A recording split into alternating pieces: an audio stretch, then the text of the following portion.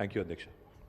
అధ్యక్ష, గౌరవనీయులు పెద్దలు, దివంగత ప్రధానమంత్రి మాన్యులు డాక్టర్ మన్మోహన్ సింగ్ గారికి నివాళులర్పించే ఈ సందర్భంగా ముందుగా ముఖ్యమంత్రి గారు ప్రవేశపెట్టిన సంతాప తీర్మానానికి పూర్తిగా మా పార్టీ తరపున మద్దతు తెలియజేస్తూ డాక్టర్ మన్మోహన్ సింగ్ గారికి భారతరత్న ఇవ్వాలి అని ఏదైతే వారు ప్రతిపాదన పెట్టారో దానికి కూడా సంపూర్ణంగా మా మద్దతు ప్రకటిస్తూ తప్పకుండా ఈ భారతరత్న అనే పురస్కారానికి గౌరవానికి వారు ఖచ్చితంగా అర్హులనే మాటను కూడా మా పార్టీ కూడా సమర్థిస్తూ వారి ప్రతిపాదనను పూర్తి స్థాయిలో ఏకీభావం తెలియజేస్తా ఉన్నాం అధ్యక్ష. అధ్యక్ష, మన్మోహన్ సింగ్ గారి గొప్పతనాన్ని, మన్మోహన్ సింగ్ గారి యొక్క సామర్థ్యాన్ని, మన్మోహన్ సింగ్ గారి యొక్క తెలివితేటల్ని మొట్టమొదటగా గుర్తించింది కూడా మన తెలంగాణ బిడ్డ పివి నరసింహారావు గారు అనేది నిర్వివాదం అధ్యక్ష. పివి నరసింహారావు గారు ఆనాడు ప్రధానమంత్రిగా భారతదేశానికి ఎన్నికైన తర్వాత సాధారణంగా ఈరోజు వింటుంటాం అధ్యక్ష, లాటరల్ ఎంట్రీ అని, అంటే రాజకీయాలతో సంబంధం లేని వ్యక్తులను కూడా మనం రాజకీయాల్లో ముఖ్యంగా ప్రభుత్వాలలో ముఖ్యమైన పాత్రల్లో తీసుకురావడాన్ని లాటరల్ ఎంట్రీ అంటారు అధ్యక్ష. కానీ ఈ లాటరల్ ఎంట్రీ అనే విధానాన్ని ఆనాడు పివి నరసింహారావు గారు తీసుకొచ్చి రాజకీయాలతో సంబంధం లేని ఒక ఆర్థికవేత్త, ఆర్బీఐ గవర్నర్గా పనిచేసిన ఒక మంచి తెలివైన ఒక ఆర్థికవేత్త మనకు అందుబాటులో ఉన్నారని చెప్పి గుర్తించి గౌరవించి వారిని ఆర్థిక మంత్రిగా ఆనాడు నియమించారు అధ్యక్ష. ఆర్థిక మంత్రిగా నియమించబడ్డ తర్వాత డాక్టర్ మన్మోహన్ సింగ్ గారు ఆనాడు 1991లో అనుకుంటాను అధ్యక్ష, సబ్జెక్ట్ టు కరెక్షన్, బడ్జెట్ ప్రవేశపెడుతున్నప్పుడు ఒక గొప్ప మాట అన్నారు.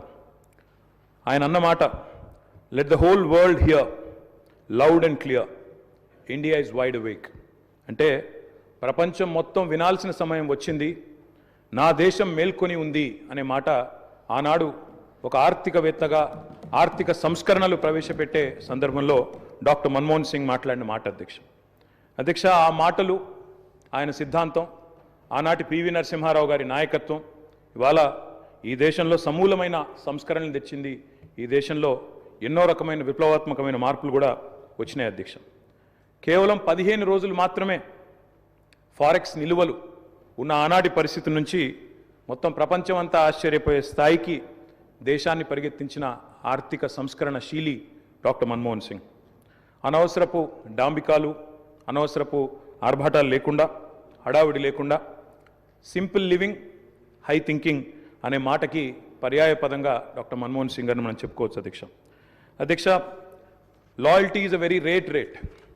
లాయల్టీ అనేది, విశ్వాసం అనేది ఇవాళ రాజకీయాల్లో చాలా అరుదైన పదం అధ్యక్ష.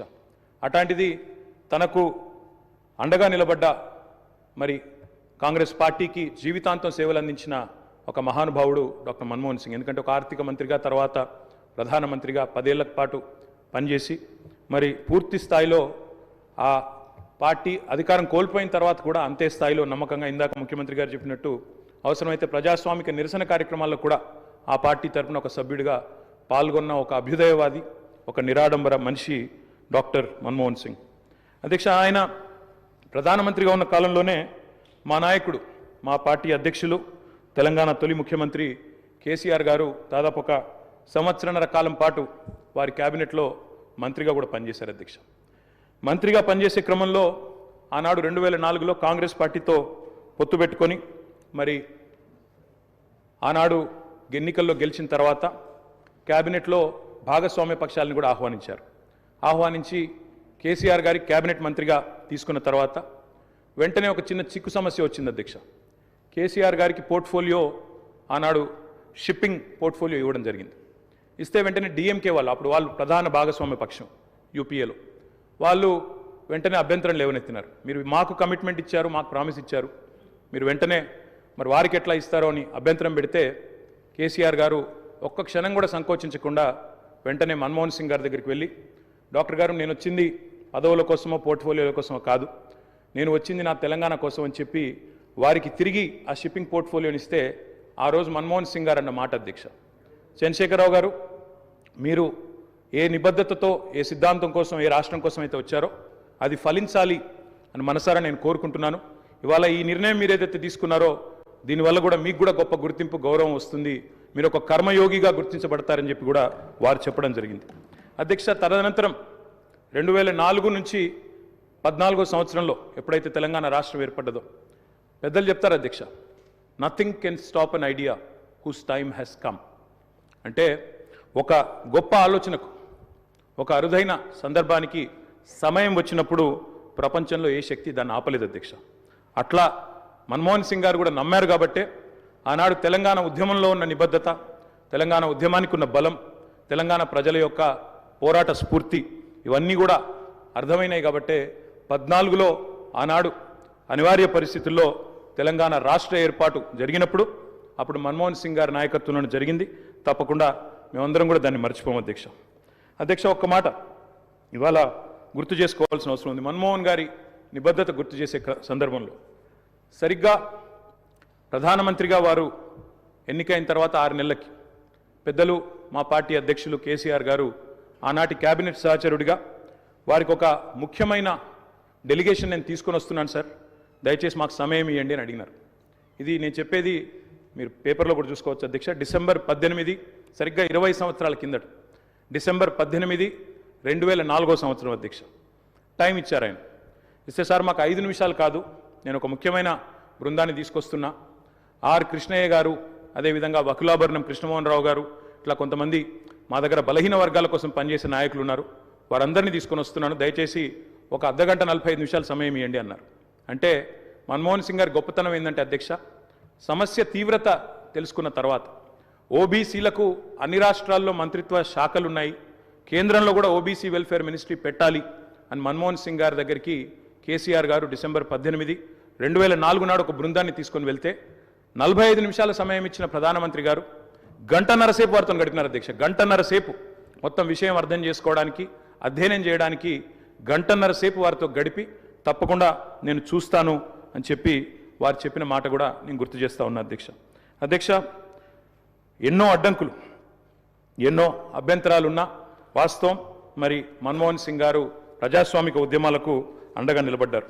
ఎన్నడూ కూడా ఆయన మరి ఎన్నడూ కూడా ఎన్ని ఒత్తిళ్లకు లోనైనా కూడా సంస్కరణల బాట నుంచి వెనుకకు తగ్గలేదు. We can call him the silent architect of modern India. ఆయనకు పేర్లు పెట్టారు అధ్యక్ష. మన్మోహన్ కాదు, ఈయన మౌనమోహన్ సింగ్ అన్నారు. రకరకాలుగా మాట్లాడారు, కానీ ఆయన పాటికి ఆయన పనిచేసుకుంటూ పోయినాడు. ఏమేం సంస్కరణలు దేవాలో తీసుకుంటూ వచ్చినారు. వారు తెచ్చిన సంస్కరణలు కూడా చాలా విప్లవాత్మకమైన సంస్కరణలు. ఇప్పుడే డిప్యూటీ సీఎం గారు కూడా చెప్పారు. తప్పకుండా చాలా సంస్కరణలు కూడా వారు తెచ్చారు. ఎంతమంది ఎన్ని రకాలుగా ఆయనను అవమానించే ప్రయత్నం చేసినా నిజంగా చెప్పాలంటే ఆకాశం స్థాయి తగ్గదు అధ్యక్ష. అవమానం చేస్తే ఆకాశం స్థాయి తగ్గదు. ఎన్ని నిందలు వేసినా మహోన్నతులు తొనకరు బెనకరు. అటువంటి స్థితప్రజ్ఞతను మనం డాక్టర్ మన్మోహన్ సింగ్లో చూసాం. ఇవాళ మన్మోహన్ సింగ్ గారి గురించి మాట్లాడుకునేటప్పుడు తప్పకుండా మన తెలుగు బిడ్డ, మన తెలంగాణ బిడ్డ పివి గురించి కూడా మనం గుర్తు చేసుకోవాలి అధ్యక్ష. మేము మొన్న మా పార్టీ అధ్యక్షులు పెద్దలు కేసీఆర్ గారి ఆదేశం మేరకు పార్టీ వర్కింగ్ ప్రెసిడెంట్గా నేను, నాతో పాటు మా గౌరవ రాజ్యసభ సభ్యులు అందరం కూడా వారి ఇంటికి పోయాం, నివాళులు అర్పించాం. తెల్లారి అంత్యక్రియల్లో మేము కూడా పాల్గొన్నాం అధ్యక్ష. మొత్తం అంత్యక్రియలు ముగిసిన తర్వాతనే వారి కుటుంబాన్ని కలిసి పరామర్శించి మా తరపున కూడా సానుభూతిని చెప్పి వచ్చినాం అధ్యక్ష. కానీ అక్కడ పోయినప్పుడు ఒక మాట మాత్రం కొంత బాధ అనిపించింది అధ్యక్ష. మన్మోహన్ సింగ్ గారికి మొన్న జరిగిన వారికి గౌరవప్రదమైన వీడ్కోలు ఢిల్లీలో మన తెలంగాణ బిడ్డ పివి గారికి దక్కలేదు అనే బాధ మాత్రం కొంత అనిపించింది అధ్యక్ష. దయచేసి నేను ముఖ్యమంత్రి గారిని కోరుతా ఉన్నా, ఇది తెలంగాణ శాసనసభ. ఇప్పుడు మీరు అన్నారు తీర్మానం భారతరత్న అన్నారు, సంతోషం. అదే మాదిరిగా విగ్రహం పెడదామన్నారు. తప్పకుండా ప్రభుత్వం ఎక్కడ వారు నిర్ణయిస్తే అక్కడ మేమందరం కూడా వస్తాం అధ్యక్ష. తప్పకుండా అట్లాంటి కార్యక్రమాల్లో కలిసి పాల్గొంటాం. కానీ పివి నరసింహారావు గారికి కూడా ఢిల్లీలో ఒక మెమోరియల్ ఏర్పాటు చేయాలని చెప్పి శాసనసభ తీర్మానిస్తే మన తెలంగాణ బిడ్డ, మన తెలుగు బిడ్డ, మనవాడు పివి గారికి కూడా సముచితమైన గౌరవం కేంద్ర ప్రభుత్వం ఇవ్వాలి అనే ఒక ప్రతిపాదన కూడా మన శాసనసభ నుండి పోతే బాగుంటుంది. ఎందుకంటే ఢిల్లీలో అందరూ ప్రధానమంత్రులకు మెమోరియల్ ఉంది అధ్యక్ష, కానీ ఒక్క పివి గారికి లేదు. అదొక రకంగా మనకు అవమానం, మనకు తీరని లోటు. కాబట్టి ఈ తీర్మానంతో పాటు దాన్ని కూడా జతపరిచి పంపించినట్టయితే తప్పకుండా వారిని కూడా, ఎందుకంటే మన్మోహన్ గారిని రాజకీయాల్లోకి తెచ్చిందే పివి గారు, అట్లాంటి పివి గారికి కూడా ఒక మెమోరియల్ ఏర్పాటు చేయాలని శాసనసభ ఏకగ్రీవ తీర్మానం చేస్తే మన గౌరవం కూడా పెరుగుతుంది, మన సభ గౌరవం కూడా పెరుగుతుంది అనే మాట కూడా తెలియజేస్తూ ముఖ్యమంత్రి గారు పెట్టిన సంతాప తీర్మానానికి సంపూర్ణమైన మద్దతును, ఆ కుటుంబానికి మా ప్రగాఢమైన సానుభూతిని కూడా తెలియజేస్తాం అధ్యక్ష.